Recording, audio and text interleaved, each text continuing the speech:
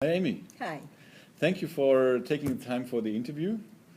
Amy, you are an artist, you're an engineer, and you are a speaker. Maybe you can introduce yourself a little more to us. Be glad to. Actually, I would put it in a sequential order for you. First, I was trained and practiced as an engineer. After I'd done all that, I felt was not quite fulfilled, so I reached out to the artistic part, and I became a professional artist, applying the engineering principles. Once I accomplished both, then I realized I had something quite unusual to offer to people, and I became a professional speaker. So I'm curious now about what is it that you offer? What is so special about that? So I was trained as a fluid mechanical engineering. You know, fluids is the study of the air and water, anything that moves, right? The medium. And after I done all that, I reached out to the Asian heritage to find out artwork that I did not know anything about, such as the Sumi, the brush painting, the flower arrangement, and the tea ceremony. And it was during that time when a teacher told me there's this art form called Sumi Nagashi. It's a lost art. It's literally painting on water. So the Shinto priests used to pray for the country and the emperor. And they would meditate in front of a body of water for hours, days. And to keep themselves from boring, they would take a brush with a little drop of ink, black ink, like the Asian use for calligraphy, and one drop at a time, they would touch the surface of the water, just like pebble touched the water, and the ink will ripple out. Okay. As a result, you're getting this concentric, beautiful ring. And probably the wind blew over, and a piece of rice paper lay on top of it, and the priest picked it up. Ooh, as an impression of the ripple effect. And that's what traditional Sumi Nagashi was like. Okay. Now, yours truly was very curious about it because I had never seen anything quite like that, the way it was described to me. Have you? No, I haven't. Most people haven't. Yeah. So when you're curious about it, you go, why is that? How come we don't hear about it and it's not in encyclopedia or Wikipedia? And when I was reaching out to search in the library, just like 2 lines written in the Civilization of Technology for China. Okay. So what it was that it was a religious ceremony. The priests would present this special art as sacred art, and they would present it so that the priest would prescribe a prayer or a poem. Depends on the situation. You know, maybe they want to pray for the best harvest. Yeah. And then, during a religious ceremony, they were actually folded up and burned Okay. because that's before internet. They figured the only way the message can be carried out to the universe is through smoke. So that's why, as a result, hardly anyone have seen or heard about the traditional Sumi Nagashi. So I was curious about it, and I thought, well, I know something about fluid mechanics. I did a lot of research on water channel, water table. So I went to the kitchen, pulled out pots and pans, and just doodling, trying it out, trying error. Okay. So you were curious to combine your learnings from engineering with your kind of new artistic discovery. And then what happened? Well, I got an aha moment that at that point I was really kind of searching for my next chapter of life, so to speak, because I have done what I'm supposed to do as a dutiful Chinese daughter. You know, I follow my father's order. You get the degree, you get a good job, you get your citizenship in America. Those were the good things you did. Then all of a sudden, the world opens up. I could be curious, I could try and test life. So I thought, what do I have to lose? Try it out. let's talk a little bit about you talking about your upbringing in China. Mm-hmm. And what did that do to your curiosity? Being raised in a very disciplined environment, Mm-hmm. we were pretty much have to just being very obedient, being very docile, listen, and pretty much there isn't anything else other than study. Yeah. So in terms of curiosity, thinking back, children are always very curious. What if this? What about that? I guess I learned to bottle that up Okay. safely. So you still carried it with you? I had it, but I knew there were places, there were times that would not be appropriate. Mm-hmm. So, but did you bring that to America? Is that what you're saying? Or, I mean, you must have expressed your curiosity in China too. How did I express my curiosity in China? Well, when I did, always got me in trouble. Oh, in what ways? You want to hear? Yeah. Curiosity, see. Well, this, young girl growing up, Mm-hmm. I really want to attend a girlfriend's birthday party. Okay. I've never been to a birthday party before, and I must have been about 13, 14 years old at the time. And a friend from school was kind of well-to-do, and she was having a birthday party. The rest of the kids were just so excited, and yeah, we finally got the invitation and want to go. My parents would not have it. Okay. I was so curious, what would be a party be like? And I want to go. My mom would not let me go. My dad would not let me go. And I literally have to come up with an excuse. And I remember with my girlfriend, I said, oh, we have to go. It was 6 o'clock, 7 o'clock. My mom said, wait till your dad got home, and dad wasn't going to come too late. I said, getting late, and no, we have to go. So I told my mom, I said, I'm just going to go with my girlfriend. We're just going to drop off the birthday gift. Mm-hmm. It would not be polite not to show up with the gift. We have to do that.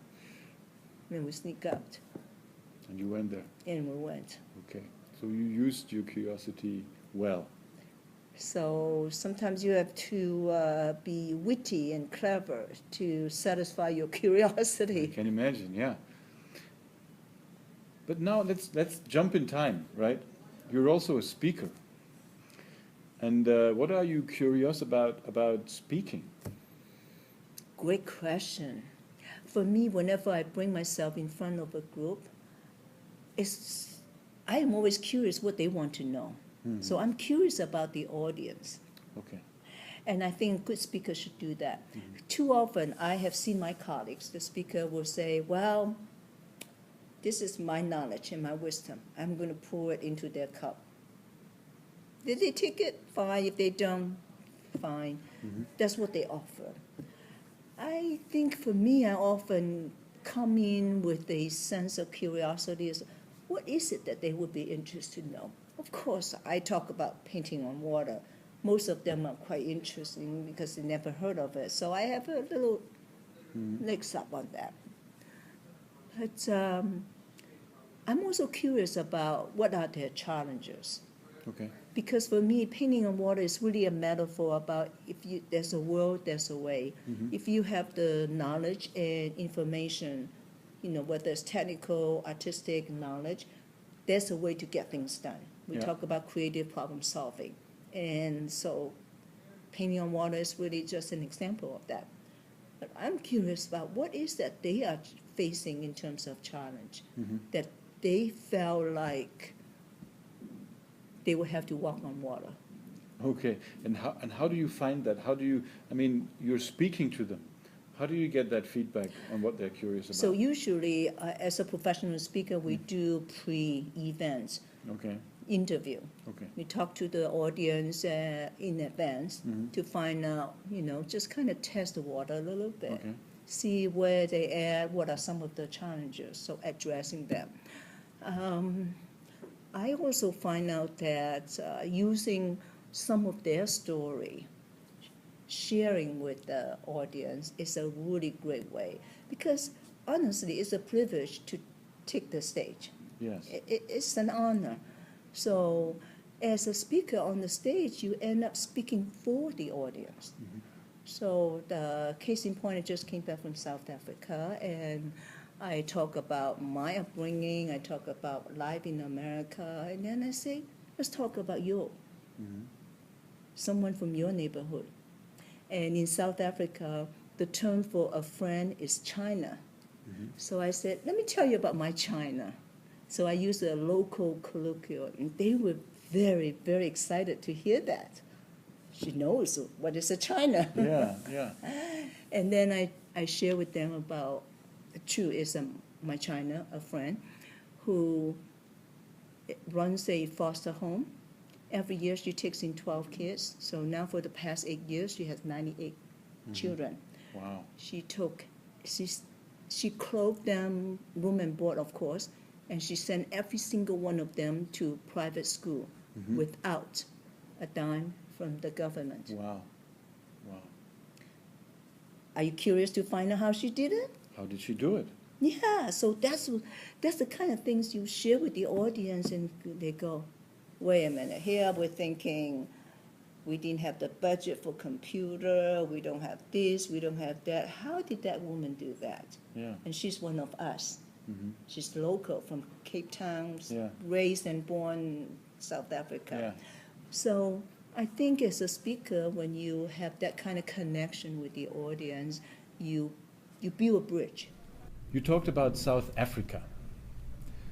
And you told me a story that you did something very scary there. What were you curious about that experience? Maybe you can share that story a little bit with the audience. So curiosity kind of sneak up on you when you're least expected. I don't know if that's true for you. When I went to South Africa, I went there with the intention, it was to do the keynote, the workshop, the work, and I kept thinking I would love to go down to Cape Town. I did not know how it was going to turn out. Long story short, one thing led to another.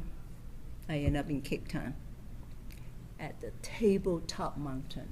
The view is breathtaking. I traveled 17, 18 countries. I have yet seen one place that has the gorgeous mountain with the beautiful blue ocean at the same spot. That's Cape Town.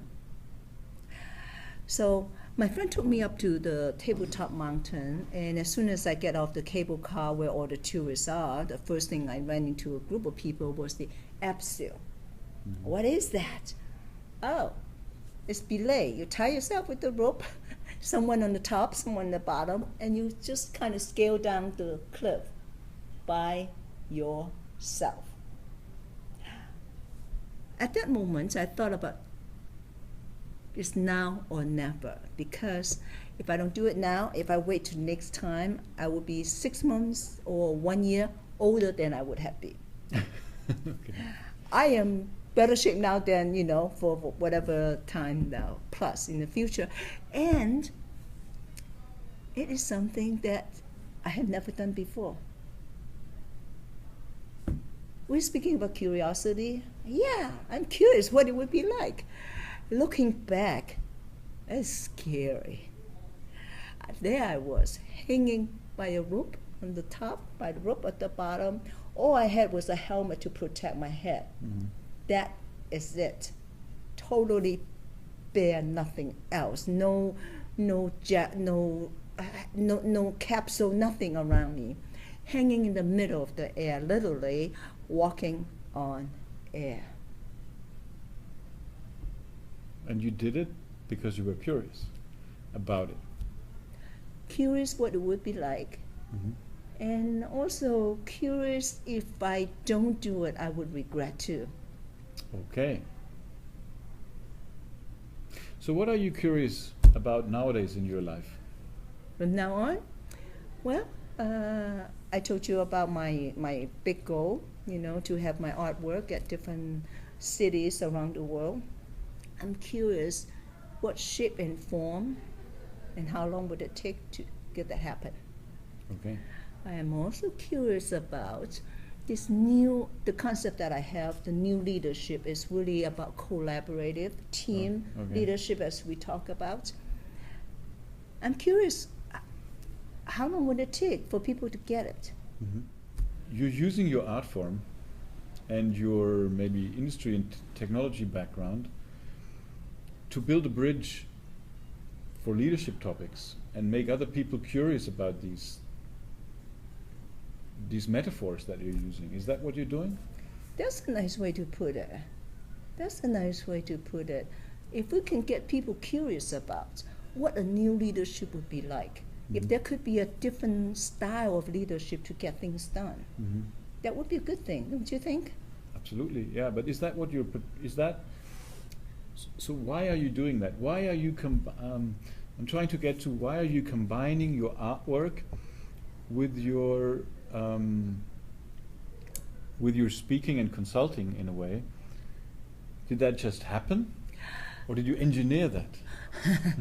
Well, like water, it just kind of starts to flow, right? Yeah. Water molecule doesn't know exactly whether it's going to jump over or slide or whatever until it gets there. So we can plan, we can strategize, we can do everything we expected, and things doesn't quite always turn out exactly. For me, after much of soul searching, I finally derived and established this painting on water, and after 25 years, I must say that, yeah, I am the one doing it. I have established a signature style. No one is doing the way. I'm comfortable, I'm confident with that. I own it, I own the space. And because of that, people often ask me to speak about it. And instead of just talking about it, it just has a meaning. And the more as I go explain about it, the more meaning I derive. It's about leadership. It's about leadership of taking the lead, leadership about doing something never been done before, taking a leadership of combining things, kind of have a foresight, as well as the leadership of collaboration, right? So it's not just that I want to do this, I want to do this, but I need some help from the art. I need some help from the science. Yeah. And I need the help from the viewers. I need the help from the collectors. It's no one person. Nowadays, no one person can make an iPhone. No one person can just make a ballpoint. It's all collaboration. It's all a group and collaboration, right? Yeah. So let's get better at collaborating. Okay. So another thing we talked about is the definition of curiosity. So how do you define curiosity? My thought is curiosity is about uncertainty. It's something that drives you to want to know more about something you don't know anything about, right? If you already know it, then it's knowledge. But curious is that desire to want to know more of something that you don't know about.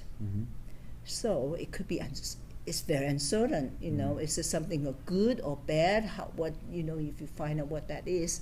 So let's go back to Einstein, our great-grandfather, right? He's curious about what it would be like riding on the speed of light. He's a curiosity cat, right? It stretched that imagination. In my own humble experience, I want to know, I'm curious what it would be like to be able to paint on water and use it as an expression instead of just a craft or a practice. So as painting on water is very uncertain, like life.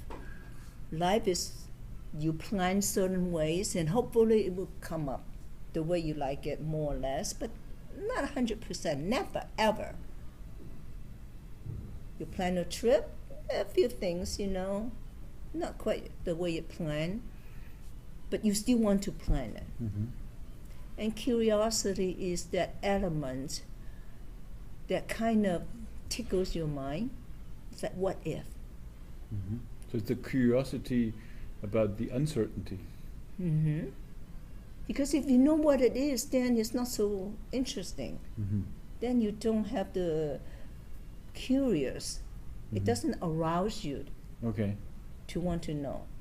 So let's think about it. For a dish that you never taste before. Oh, so in South Africa, there's a dish called squid steak, calamari steak. It's big squid, and it's tasty.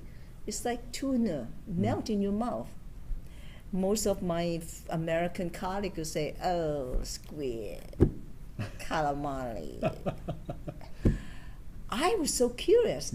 As soon as my friend told me about it, I was on a mission. Everywhere I go, I ask people, do they serve calamari steak? Okay. I really want to taste it and try it. Yeah. And my China, my local friend, we went to a nice seafood place, but they did not have calamari steak. Okay. Then the next day, how did I find out? I was in the mall, and I was just curious, kept asking. That's curiosity. You wouldn't let it go. You keep at it. So you are obviously very curious about exploring new things and experiencing new situations, new tastes, new situations. The question is, obviously other people around you don't have that urge. I see. And you try to convey to them to be more curious somehow. In your speaking, is that what happens? Or how do you interact with less curiosity around you? I think curiosity is something that's come from inside out. It's like inspiration. You can inspire somebody to be curious. Say, this tastes so good. I'll try. Oh, wow. My gosh, I travel all You're right. over the world. I've never tasted a cup of tea this good. Yeah. Are you curious? I'm curious, yeah. But there would be some people who say, okay, enjoy your cup of tea. I'm fine. I don't want to taste anything new or different. Unfortunately, in our general population, the curious mind, the people that go in for something that is different is at the edge, right? At the leading edge of the bell curve, which comes down to about 27%, 27%. That's okay. I don't take it as my chore to make everybody curious, but I think in everyone, every person, there is the curiosity in their brain. It's just that they might not be encouraged or developed. Okay. So you can awaken that kind of That's a curiosity. good way to put it. Yeah, probably because they need to be safe, secure, take care of their family. So if they're too curious like me, they might lose a job. They might, they might not be able to report to work on a regular basis. Yeah. Right? So they have to kind of satisfy their basic criteria like Maslow, right? Yeah. So they have to satisfy that. I would think curiosity is kind of way up on the Maslow level. Very curious So about Amy is also organizing the TED series in her university here. So what made you curious about doing events? So it's a TED-like event, independently curated TED-like events at your local community. In my case, was my alma mater, Illinois Institute of Technology. So it's TEDxIIT. And I am pleased and proud to be the founder and the executive producer for the last 5 consecutive years. I realize it's a wonderful platform. Most of you know what TED Talk is about. It's already established as a global phenomenon. And they also open up the platform to collaborate with local community. So immediately I saw the connection that as an alumni on the board, I know that we have fantastic alumni, graduated from school, did phenomenal work. It would be awesome to be able to spotlight them, as well as current students. in my school, we happened to have a lot of international students. They came in and they were exploring this wonderful new country. They have ideas too.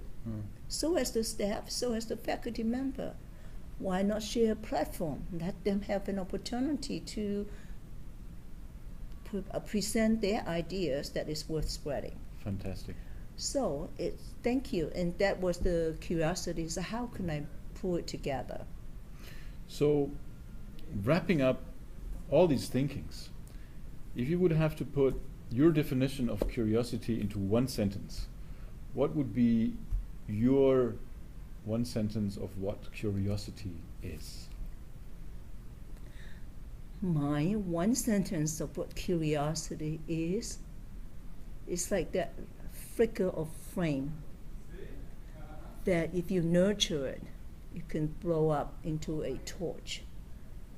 If you kind of smother it, it might not show up, but it's in you. Everyone has that. And if you ever kind of feel that tingle curiosity, a question asking what if, pay attention. Thank you very much. You're welcome.